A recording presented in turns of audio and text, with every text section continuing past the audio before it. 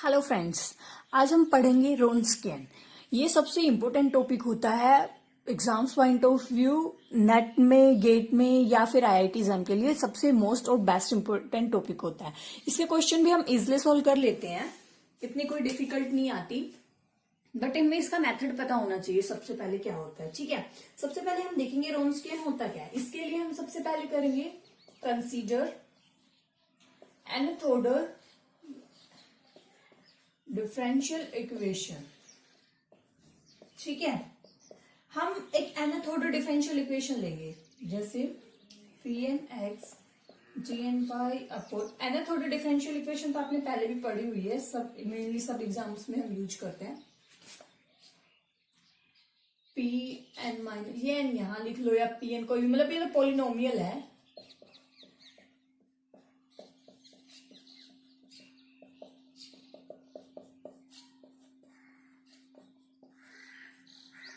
ठीक है, हमारी ये होती है nth order differential linear differential equation. ये हमने एनाथोडल डिफरेंशियल इक्वेशन और let y1 y2 yn be solution. ठीक है, ये इसके सॉल्यूशन ले लिए y1 से yn तक सॉल्यूशन। एनाथोडल डिफरेंशियल इक्वेशन है तो n ही इसके सॉल्यूशन होंगे, इसलिए हमने n सॉल्यूशन ले लिए। Then Wronskian of y1 y2 yn is defined by, main होता है ये y1x y2x yn x। हम जितने भी हैं सबको लिख लेंगे, फिर हम इसका फर्स्ट डेरिवेटिव करेंगे। ठीक है, फिर सेकंड डेरिवेटिव,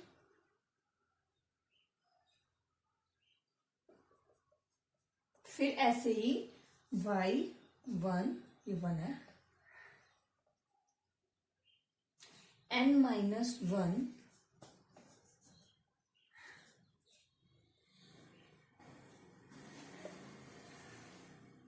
ठीक है, मतलब क्या है, हमें फाइंड करना है रोन्सकियन।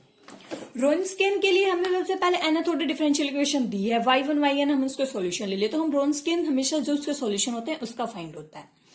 y1 सबसे पहले हम लिखेंगे y1 टू y, जितने भी सॉल्यूशन, अगर 2 डिग्री की इक्वेशन है तो y1 y2 हो जाएंगे सिर्फ, तो एक ही बार डिफरेंशिएट करना है। अगर जैसे हमने ये इन जनरल लिखा है मैंने yn x तक है, अब yn x ले लिया, फिर हम करेंगे एक बार डिफरेंशिएशन, फिर सेकंड टाइम, फिर जितने बार तक है, जितने भी डिग्री की इक्वेशन है, 2 डिग्री की है तो हम एक बार डिफरेंशिएशन करेंगे, 3 की है तो 2 बार करेंगे, n की है तो n-1 टाइम तक डिफरेंशिएशन करेंगे। और डिटर्मिनेंट हो गया, ये सिंपल डिटर्मिनेंट का होता है। ठीक है, डिटर्मिनेंट आपको सोल्व करना आता होगा। ये तो nth लिखा है, फिर इसको सोल्व करके जो वैल्यू आएगी वो आएगी इसकी रोन्सकियन। ये तो है इन जनरल होता क्या है। ठीक है, अब हम देखेंगे हमारे लिए mainly second order linear homogeneous equation का ही हमारे सिलेबस में है, मतलब ऐसा ही आता है 2 डिग्री या मैक्सिमम टू मैक्सिमम 3 डिग्री, वैसे 3 का भी नहीं आता, 2 तक ही मैक्सिमम पूछा जाता है। ठीक है, और सबसे मेन ये है जो y1 yn है हमारे सॉल्यूशन है, और जो हमेशा ये सॉल्यूशन होते हैं वो ऑलवेज कॉन्टिन्यूअस होते हैं। ठीक है, हमेशा ही कॉन्टिन्यूअस होते हैं और डिफरेंशिएबल फंक्शन होता है, डिफरेंशिएबल फंक्शन। ठीक है, तो हम इन शॉर्ट क्या कह सकते हैं, जो हमारा, इसे नोट में लिख लो आप, तो हमारा नोट है रोन्सकियन इज ए डिफरेंशिएबल फंक्शन। और डिफरेंशिएबल से हम क्या इंप्लाइज होता है, कॉन्टिन्यूअस फंक्शन। जो हम इन जनरल लिखाता हाइयर डेरिवेटिव होता है वो मे भी एग्जिस्ट करे नहीं करे, बट हमें इतना पक्का पता है रोन्सकियन होता है वो डिफरेंशिएबल फंक्शन होता है और कॉन्टिन्यूअस फंक्शन होता है, y1 से yn जो सॉल्यूशन होता है उनका। ठीक है, अब हम पढ़ेंगे second order linear homogeneous differential equation, Wronskian of second order. ठीक है, वो था इन जनरल nth ऑर्डर का, तो इसके लिए हमारी इक्वेशन होगी a0 x y double dash plus a1 x y dash plus a2x y equal to 0। आपको ऑर्डर तो पता है ना, जितने इक्वेशन में जितना डेरिवेटिव होता है उतना हम ऐसे ऑर्डर लेके चलते हैं, ठीक है। और यहाँ पे सबसे मेन कंडीशन है where a naught not equal, क्योंकि अगर ये 0 हो गया तो ये सेकंड ऑर्डर की नहीं रहेगी, इसीलिए ये हमारा ए नोट नॉन 0 होना चाहिए। और A naught X, a1x, a2x are continuous function of X, ठीक है। सबसे मेन ये नॉन 0 होना चाहिए और ये हमारे कॉन्टिन्यूअस होने चाहिए। तो इस टाइप की इक्वेशन का हम रोन्सकियन कैसे फाइंड करते हैं,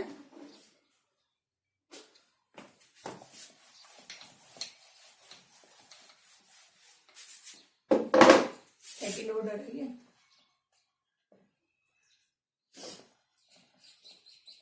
हमने इसके सॉल्यूशन ले लिए, लेट y1 और y2 are two solution of this equation, क्योंकि जब सॉल्यूशन होंगे तभी तो हम रोन्सकियन फाइंड कर पाएंगे। तो हमने y1 y2 दो सॉल्यूशन ले लिए, तो इसका रोन्सकियन होगा y1x y2x, फिर इसका डिफरेंशिएशन, ये आपको मेनली याद होना चाहिए। ये आ गया cross multiply y1x y2 dash x minus y2x y1 dash x। ये है सारा फंडा, बस, ठीक है। ये डिटरमिनेंट लिख दिया मैंने, इसकी से मल्टीप्लाई, इसकी से मल्टीप्लाई। और रोन्सकियन हमारा डिफरेंशिएबल फंक्शन और कॉन्टिन्यूअस फंक्शन होता है, ठीक है। ये थी इसकी डेफिनेशन। अब हम इसके देखेंगे कुछ इंपोर्टेंट नोट या इंपोर्टेंट रिमार्क्स जो हमारे इस पे इक्वेशन रोन्सकियन के होते हैं, ठीक है। तो हमारे कुछ इंपोर्टेंट पॉइंट्स हैं। नंबर 1, सबसे पहले हमने कंसीडर करी है लीनियर डिफरेंशियल इक्वेशन, एलडीई मतलब linear differential equation of second order, ठीक है। वो क्या होगी, ए नोट या पी नोट ले लो, P naught X Y double dash plus p1 x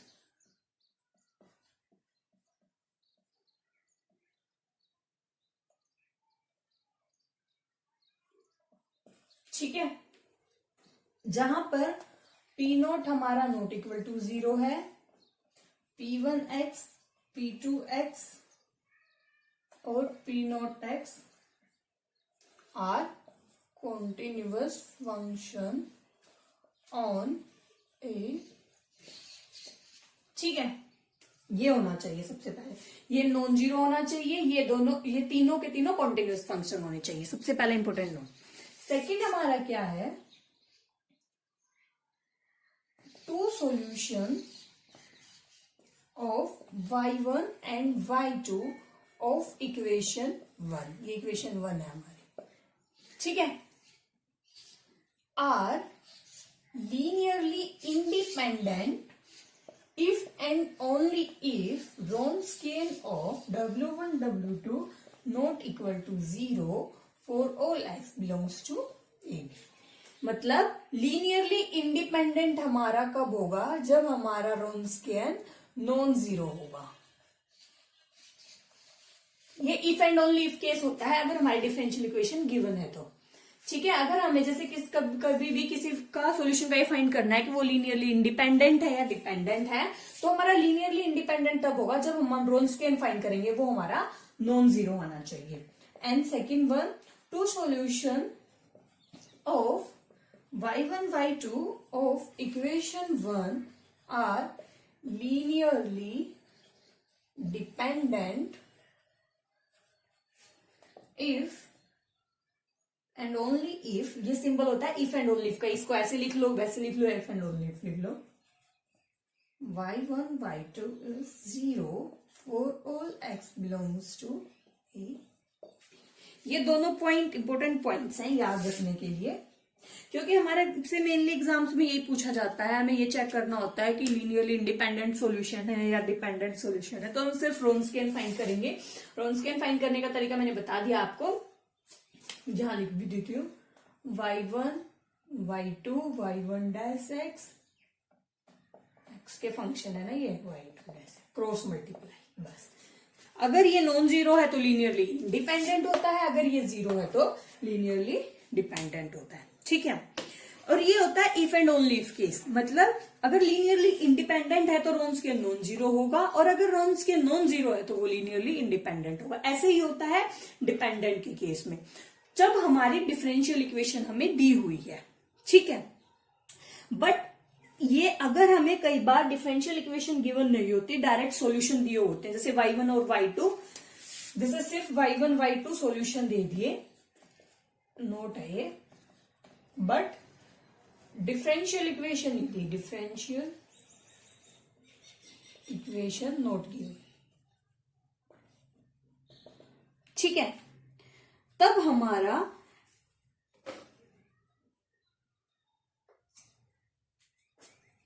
अगर हमारा रोन्सकियन मतलब इफ एंड ओनली इफ वाले केस की बात हो रही है, नॉट इक्वल टू जीरो है, तो हम कह सकते हैं y1 y2 are linearly independent है। ठीक है, मतलब अगर लीनियरली इंडिपेंडेंट है तो रोन्सकियन नॉन जीरो होगा, ये तो श्योरिटी है। अगर डिपेंडेंट है तो जीरो होगी, ये भी श्योरिटी है। बट अगर हमारी डिफरेंशियल इक्वेशन नहीं दी है तो कन्वर्स केस में अगर नॉन इक्वल टू जीरो है तो ये तो लीनियरली इंडिपेंडेंट होगा। मतलब लीनियरली इंडिपेंडेंट वाला केस तो इफ एंड ओनली इफ दोनों केसेस में है, चाहे हमें डिफरेंशियल इक्वेशन दी हो या नहीं दी हो। बट अगर हमारी डिफरेंशियल इक्वेशन नहीं दी हुई है और हमारा रोन्सकियन जीरो आ रहा है तो हम लीनियरली डिपेंडेंट के बारे में कुछ नहीं कह सकते, कांट से एनीथिंग। ठीक है, मतलब आपको समझ आ गया होगा। अगर डिफरेंशियल इक्वेशन दी है तो if and only if case होता है, बट अगर डिफरेंशियल इक्वेशन हमारी नहीं दी है तो लीनियरली इंडिपेंडेंट का तो if and only if case होता है। बट अगर हमारा रोन्सकियन जीरो आता है तो हम लीनियर डिपेंडेंट हो भी सकता है, नहीं भी हो सकता है, उसके बारे में हम कुछ नहीं कह सकते। वो या तो इंटरवल पे देखेंगे कि जो हमारा पर्टिकुलर ये इंटरवल दिया है उस इंटरवल पे वो डिफाइन है, वैल्यू जीरो आ रही है, क्या आ रहा है, उसके अकॉर्डिंग हम चेक करेंगे। ठीक है, एंड फोर्थ पॉइंट सबसे मोस्ट इंपोर्टेंट पॉइंट हमारा, जो रोन्सकियन होता है वो या तो इज आइदर आइडेंटिकली जीरो और never zero for all x belongs to a b. ठीक है, इसका मतलब हमारा ये है, अगर हमारा रोन्सकियन जीरो आ रहा है तो वो पूरे इंटरवल पे हर एक्स के लिए ही जीरो होगा, और अगर नॉन जीरो आ रहा है तो वो सबके लिए नॉन जीरो ही आएगा। ऐसा नहीं होगा कि अगर हमारा किसी भी, जैसे ये इंटरवल दिया है, इसमें एक जगह वो जीरो आ रहा है, एक जगह वो नॉन जीरो आ रहा है, ऐसा कभी पॉसिबल नहीं होगा। वो या तो आइडेंटिकली जीरो ही होगा या फिर जीरो नहीं होगा, कोई वैल्यू होगी। जैसे अगर इफ रोन्सकियन हमारा अल्फा आया है, ठीक है, तो if alpha is greater than zero है तो इसका मतलब रोन्सकियन ग्रेटर ही होगा फॉर ऑल एक्स के लिए। If alpha less than zero this implies Wronskian less than zero for all X. If alpha equal to zero this implies Wronskian is zero for all X. ठीक है, मतलब किसी भी given interval, कोई भी हमें इंटरवल दिया है, जैसे ए बी इंटरवल है, उस इंटरवल में हमारा रोन्सकियन अल्फा आ गया, तो वो अल्फा अगर ग्रेटर देन जीरो तो वो हर एक्स के लिए ही ग्रेटर होगा। अगर वो लेस देन है तो वो हर एक्स के लिए ही लेस देन होगा। अगर वो जीरो है तो वो हर के लिए जीरो होगा। हमारी वैल्यू कभी भी डिफर नहीं कर सकती है। एक पर्टिकुलर जो इंटरवल है उसमें या तो वो जीरो ही होगा, अगर पॉजिटिव है तो वो सबके लिए पॉजिटिव होगा, नेगेटिव है तो सबके लिए पॉजिटिव।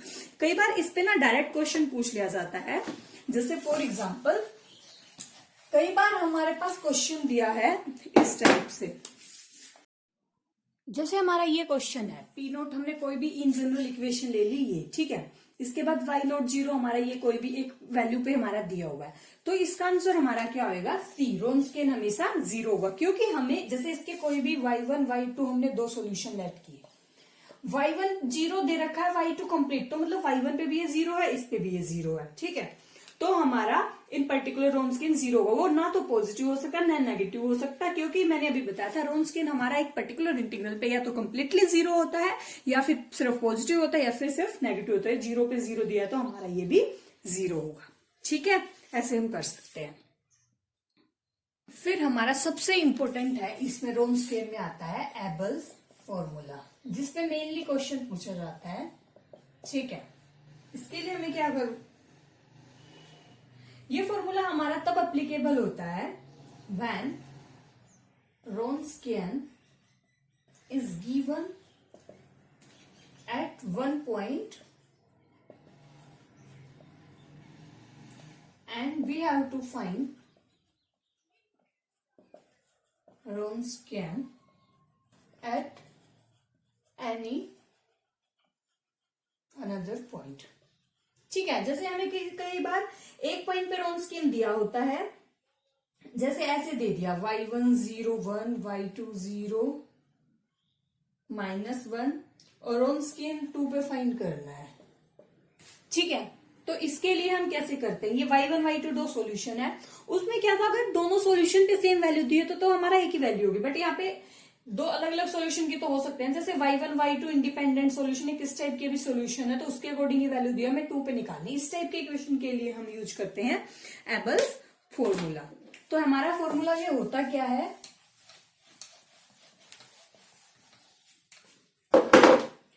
हमने इक्वेशन लिया है p0x y double dash plus p1 x y dash plus p2x y equal to 0, जहां पे हमारा p naught not equal to 0 है, p1 p2 p नोट ये हमारे कॉन्टिन्यूअस फंक्शन।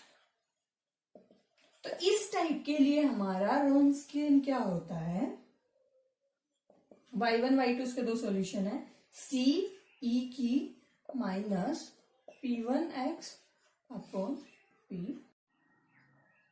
ये हमारा कोई भी इंटरवल दिया है तो इस पे हमारा रोन्स्किन ऐसे फाइंड होता है। ठीक है, कहना ये चाह रहा है जो यहां पे होगा सी ई की रेस टू पावर एक्सपोनेंशियल ये माइनस p1 अपॉन p2x, ये आपको एग्जांपल से ज्यादा अच्छे से समझ आएगा। मेन ये फॉर्मूला याद होना चाहिए आपको, ये वाला।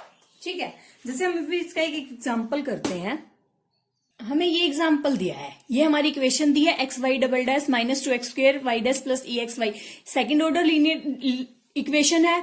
अब हमारे 0 0 पे की पर्टिकुलर वैल्यू दी हुई है, हमें फाइंड करना है रोन्स्किन एट 2। तो इसका फॉर्मूला क्या बताया था मैंने, जो एबल्स फॉर्मूला होता है सी e raise to power minus बाहर p1x minus 2 upon p note x dx। ठीक है, वो 2x स्क्वायर है, सोल्व आउट करोगे सी ई की minus minus plus 2x dx, integration करो सी ई की 2x dx का हो जाएगा हमारा x स्क्वायर बाई 2। यहाँ पे कांस्टेंट ऐड नहीं होता, जैसे हम इंटीग्रेटिंग फैक्टर यूज करते हुए कांस्टेंट ऐड नहीं करते, ऐसे ही यहाँ पे नहीं होगा। ये आ गया हमारा रोन्स्किन y1 y2। ठीक है, अब हमें 0 पे दिया है तो हम पहले 0 पे निकाल देंगे रोन्स्किन 0 वाला, ये c की वैल्यू ये होती है। रोन्स्किन एट 0 कैसे निकलेगा, y1 y2 0 y1 0। ठीक है, ये आ गया हमारा, हमें 2 पे फाइंड करना है तो रोन्स्किन एट 2 सिर्फ x की जगह 2 पुट कर दो, 4/2 2, ये आ गया 2e की 2 हमारा आंसर। ठीक है, नहीं ये 2 भी तो था ना यहाँ पे, ये 2 से 2 तो कैंसिल आउट हो गया था, ये सिर्फ x स्क्वायर है, यहाँ पे ये 2e की पावर 4, ये आंसर हो जाएगा। कैलकुलेशन देख लेना कहीं पे मिस्टेक है तो। ठीक है, मेनली हमें सिर्फ फॉर्मूला पता होना चाहिए ये वाला, इस फॉर्मूले का यूज आना चाहिए p note minus 2x square by x। Equation को हमने सोल्व किया, इंटीग्रेट किया, हमारा ये आ गया। इसमें हमने c की वैल्यू फाइंड करी, जिस वैल्यू पे दी हुई है 2 आ गई, और फिर हम 2 की वैल्यू निकालनी है तो सिर्फ हम डायरेक्ट x की जगह 2 पुट करके 2e की पावर 4 हमारा आंसर आ जाएगा। ठीक है, तो ये था फ्रेंड्स रोन्स्किन का कंसेप्ट। तो फ्रेंड्स ऐसे हम करते हैं रोन्स्किन। को वीडियो अच्छी लगी हो तो लाइक करना, चैनल को सब्सक्राइब करना मत भूलना। Thank you.